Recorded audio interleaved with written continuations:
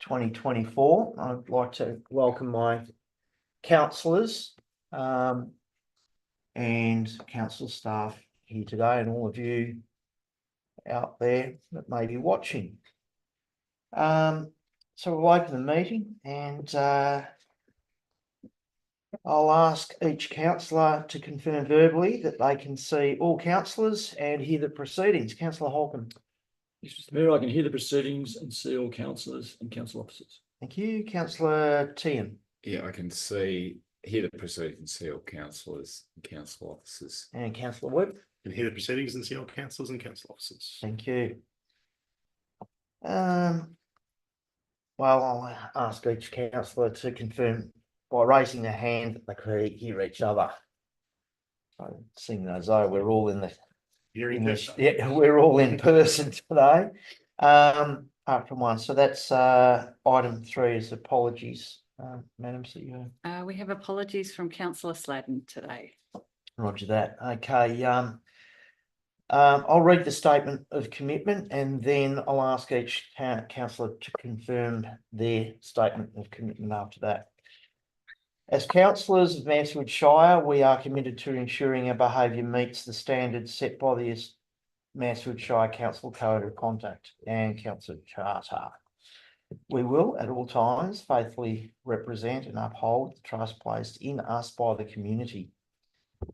Each councillor, can you confirm your commitment, please? Councillor Holcomb. I confirm my commitment, Mr. Mayor. Thank you. Councillor Team. I confirm my commitment. Councillor Webb. I confirm my commitment. And I confirm my commitment. Item 5, acknowledgement of country. Deputy Mayor. Mr. Mayor, our meeting is being held on the traditional lands of the Tungurung people. We wish to acknowledge them as the traditional custodians and pay our respects to their elders past and present. We extend that respect to all members of our community. Thank you. Item 6 is disclosure of conflicts of interest. I will call on each councillor in turn and ask them to declare whether they have any conflicts of interest in any relation to any agenda item today. Councillor Holcomb. No conflict, Mr. Mayor. Councillor Team. I have no conflicts, Mr. Mayor. And Councillor Webb. No conflicts related to any agenda. I have no conflicts of interest either. On to agenda item 8. 8.1.1, which is the annual report. Are there any comments or questions, councillors? Councillor Webb. No comments or questions. Thanks. Councillor Team. No. None. All right. Councillor Holcomb. Yeah, a couple of comments and questions. Firstly, just on the projects that the work completed this year. It was 74 out of 77 capital works projects were completed. And that's an outstanding result. I didn't quite appreciate, when you see the list, you realise what's been done. But when you see that number, I mean, that's a massive change from where we were some years ago. Massive change. Yeah, thank you. So, yeah, I congratulate you. That sort of blew my mind. There's some interesting stats in the report. But that was one that sort of caught me by surprise. And yeah, well done. That's a great achievement to everyone involved in that.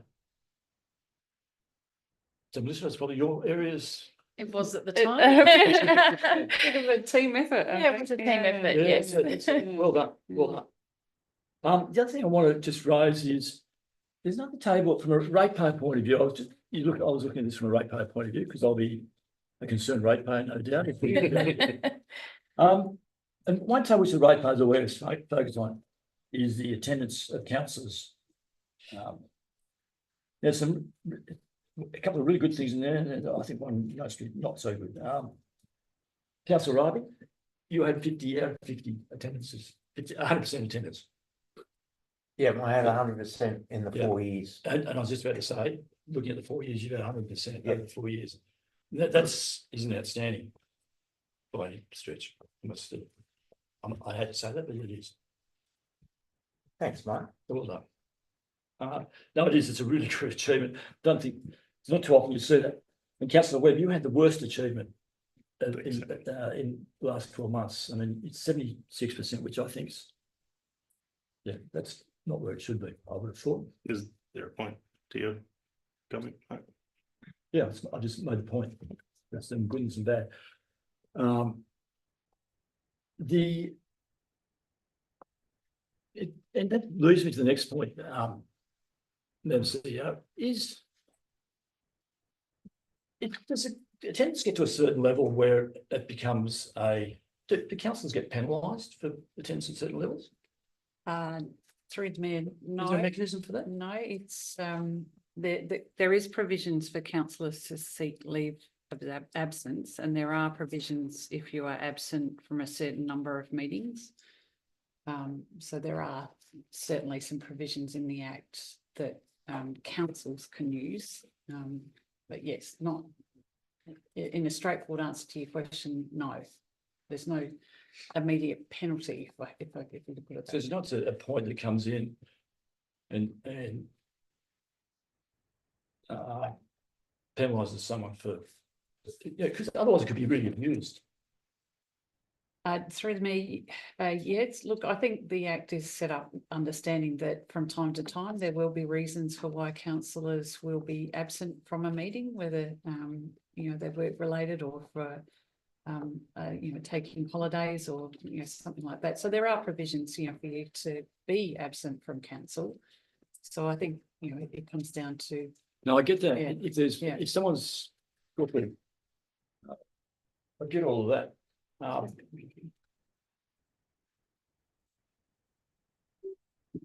But yeah, I get all of that. If someone's sick or got a genuine reason for being one, but it could be something that you can have a councillor here and might only run at 40%. I mean, and then that because if a councillor's not here, I mean, councillor's webs his attendance was 76%.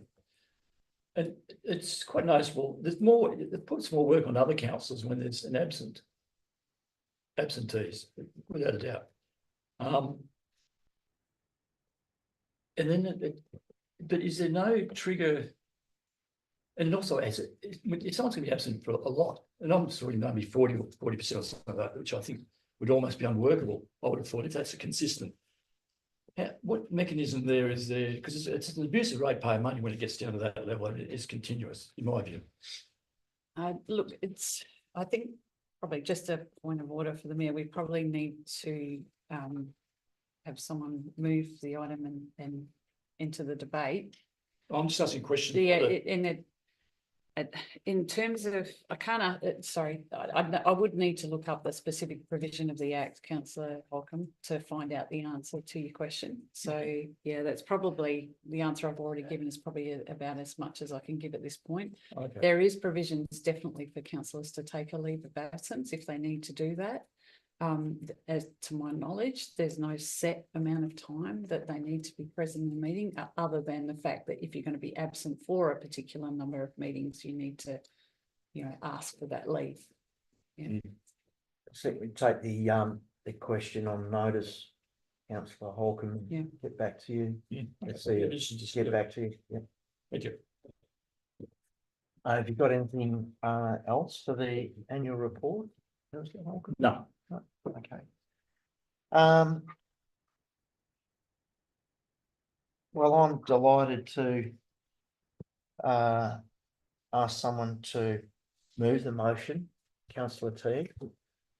Yeah, I'd like to move that Council 1, in accordance with Section 100 of the Local Government Act 2020, endorse the annual report 2023-24 as presented, and 2, delegates to the Chief Executive Officer the authority to correct any errors, including typographical, in the operations report that do not materially alter the underlying message of the report.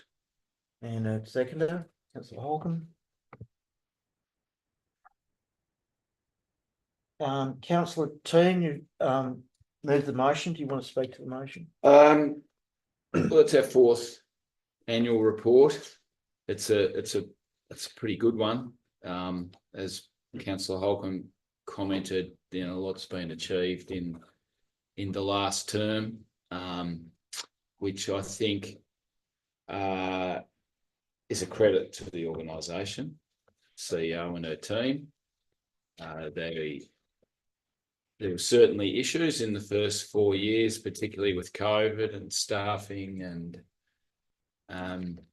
a lot of funding coming in, getting projects completed, but it all seems to be going really well now. So pretty happy that this report looks the way it is, your report, Mr. Mayor. So well done on your final year as Mayor and overseeing this report. Thank you, councillor Team. Councillor Holcomb, you second the motion. Do you want to speak to the motion? No, I endorse what councillor Teen said. I think it's a very good report. It's a great report to finish this council with. I thought it's a credit to, I mentioned it earlier, it's a credit to the organisation across, not just on the capital works thing, which I mentioned earlier, but across the whole gamut of stuff. And when you start reading all those points of achievements, it's only when they put down on paper, you tend to forget about a lot of it. When you see them on paper, you see how busy the organisation was and what has actually occurred. It's a very good read. Anyone else want to speak to the? I'd like to speak, thanks, Mr. Mayor. To endorse comments of Councillor Chan and Councillor Holcomb, and just emphasise the effort that the executive team have done. It's a fantastic effort. We've been in the fortunate position of receiving a lot of money from grants over the past 4 years, and our enormous capital works program has been a reflection of that. To be able to deliver it was a massive challenge, and you've done really, really well. I expect sort of coming on into the next council, I think that we'll see less of this activity because the funding environment is drying up. But no doubt everything that we'll do will remain as efficient and effective as before. So well done. Thanks, councillor Webb. I'd like to say something if I could. It would be good for people to get hold of this report and read it. I'm in the very fortunate position to be in this term, the third mayor, which is the fourth year, and this annual report is a culmination of the previous three rolled into this. My previous two mayors, Councillor Teahan, was mayor for 2 years before me, and Councillor Holcomb, the mayor before him, had a lot to do with this annual report. It's not just mine. So I'd like to thank them.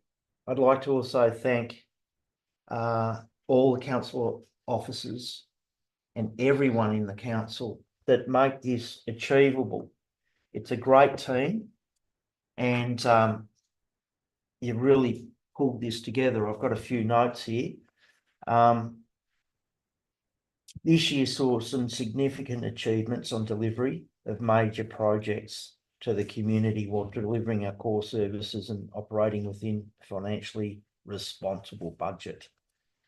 Some of the significant works that we have been able to achieve, the High Street car park, which is 84 car parks in there. The commencement construction of the Mansfield Heritage Museum, reconstructing the Mount Buller Service Road, completing the heavy vehicle alternative route, and Buttercup Road reconstruction. I was very, very happy to see something moving on that had been, promised for 40 years, with finally delivering on that. They're just a few of the $14.8 million worth of capital grants projects, with a large component of our funding coming from state and federal governments, as Councillor Webb's indicated. Council successfully implemented cost-saving measures to bolster our financial resilience despite a challenging economic landscape. Some of these challenges included the Consumer Price Index, CPI, running at 3.8%, and rising waste disposal and EPA levy costs. A surplus of $4.045 million was achieved. However, an adjusted underlying deficit of $2.389 million was recorded in 23-24, primarily due to the council receiving the annual financial assistance grant from the Victorian Local Government Grants Commission after the end of the financial year, rather than in June when it's normally received and therefore budgeted. That did change the underlying figure a bit. If the grant had been received in June, as it has been for the last 8 years, it's of note that the underlying result would have been a surplus of 1.081 million, an increase on the $700,000 underlying surplus achieved in 22-23. And as the Mansfield Shire community grows, the demand of council infrastructure and community facilities increases. Council continues to invest in the assets and infrastructure that this community needs. It's our pleasure as a council team to continue to deliver outcomes and services to the community that council hears are important through its rigorous community engagement. So that's what I'd like to say about it. So thanks very much for allowing me to speak to your motion, Councillor Tehan, and now I'll call all those in favour of the motion. Motion is passed. Thank you.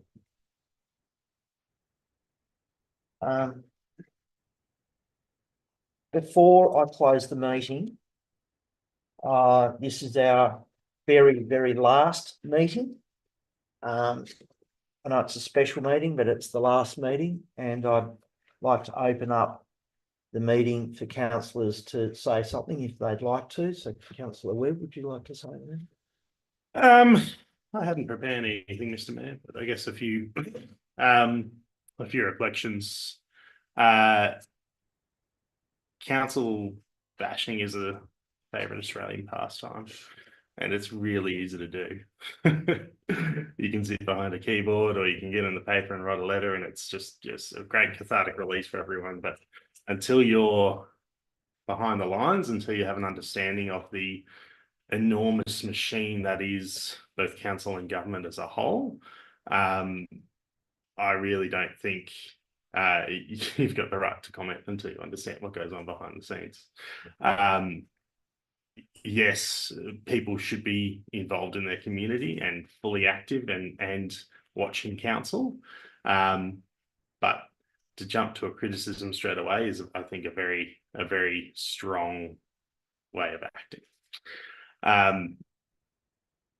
I've learned an enormous amount over the past 4 years about government, about council, about being a leader in the community.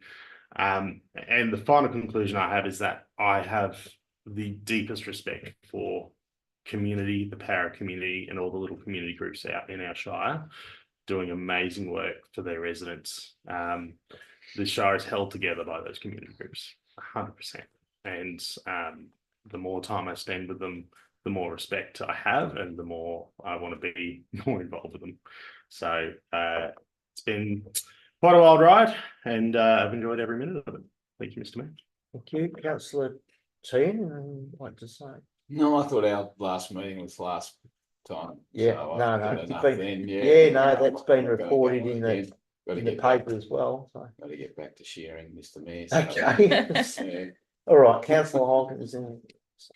Yeah, I've said a lot that I was going to say, but I will just add, this is my last council meeting, and it's so long from me. But I'd just like to thank the Shire in particular. But this is as I said earlier, this is a very different Shire than what we walked into 4 years ago. In fact, I don't think there's one face around the table, certainly the management executive team, and maybe the only one is Lisa Freed. It's still here now, and how it performs, and some of us have been watching council for quite a few years, and this is without a doubt the best Shire council I've seen over that last 20 years, and by a large gap, to be honest. It's well, and the number of things that really stand out. I mean, the community satisfaction survey, it speaks volumes for the performance of the council. The benchmarking done through Vago and other areas also shows where we've moved dramatically in that area as well. And the staff satisfaction surveys, which are to me really important, also speak to the same thing. And I'm sure we've got ways to go in all of those, but gee, it's head and shoulders above where it was. So that's a credit to everyone in the organisation. And when you look around town, you only have to see, I mean, oh my God, the gardens now, the roads, the library, all these services, the volunteers, what's been done out in the community areas in terms of grants and support that they've been getting. It's got a great feel about it, which, and some of these guys, these two in particular, have got networks in the community which are quite extraordinary, and you hear back about what's happening in all sorts of sectors, and it's very different Shire than what it was 4 years ago. So that's a credit. Kirsten, you were appointed in September 2022. That was a very interesting, and I've been in a number of CEO selection processes over the years. That was a very interesting one for all sorts of reasons, and you've done yourself proud, and you've done us proud because we made the call, and you've excelled, and you've been a pleasure to work with. Been highly responsive to the to us as councillors, and I don't think there's certainly I can't think of a CEO in certainly the time that I've been watching who's involved in the community as much as you are, and is out and about in the community as much as you are. And the fact that the organisation is running like it is, at the end of the day, the CEO carries the can and takes the good and the bad. And I think you've done an outstanding job. So, and it's been a pleasure personally to work with you, and I'm sure on behalf of the councillors as well. But so thank you to the organisation, and thank you to you. I've said enough. Thanks, Councillor Holcomb. We've just got one thing before we sign off. I totally endorse your comments. I'd like to thank you, Mark, for helping me along the last 4 years, and I'm sorry to see you go. Thanks, sir. I really am. Thank you. Thank you. Thank you. And you, Tian, Councillor Tian, thanks for letting me be a deputy mayor. I've learned a lot from you, and it's been a great 4 years. So thanks, gentlemen. So with that, I'll now close the meeting. Thanks for watching.